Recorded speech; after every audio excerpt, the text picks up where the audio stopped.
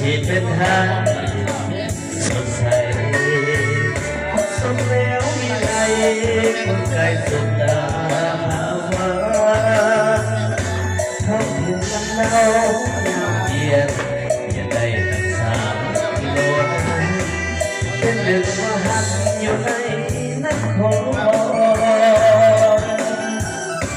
คนทางเที่ยงงานผู้คนเที่ยวทองไปมาแม่ของเขาทาง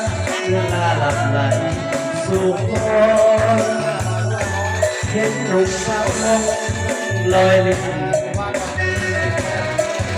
กอดกอดนักบินกับคนเมื่อยามคอยข้าม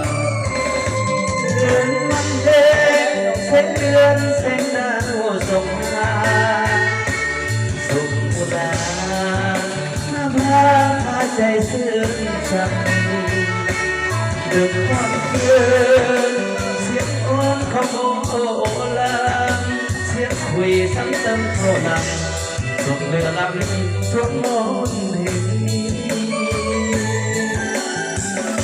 ใครเคยได้มาติดตาฝันเกินเพื่อหาเมื่อหัวขึ้นมาโอเลือกเลือกลานี้เล่นเกิดชาติใด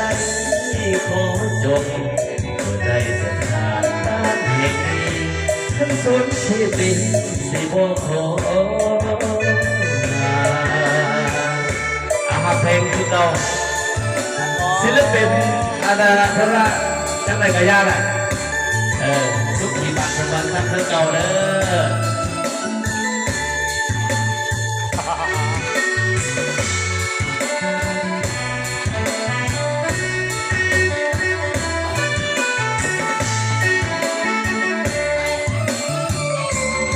เดินเพลงเส้นเดือนเส้นดาวส่งมาสุขอุราใจซื่อสัตย์เด็กร้องเอิญเสียงร้องโอเล่นเสียงคุยซ้ำเติมเท่าดังสุขเรือลำสมบูรณ์แห่งไม่เคยได้มาเวลาฝันเกินหวนขึ้นมาทั้งลาเล็ก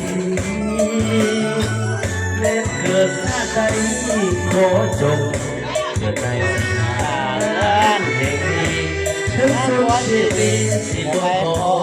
งานเอาขอให้เจ้าภาพเด้อเพลงนี้เด้อเปิดมาสุดเลยกับพ่อสุดบ้านเฮาบ้านเฮานี่คักหลายรีบปลูกป่าหน้าเลี้ยวไม่อยากจะกินเลยเอาทำเลยวันไทยทอดสดนะเป็นการอัพคลิป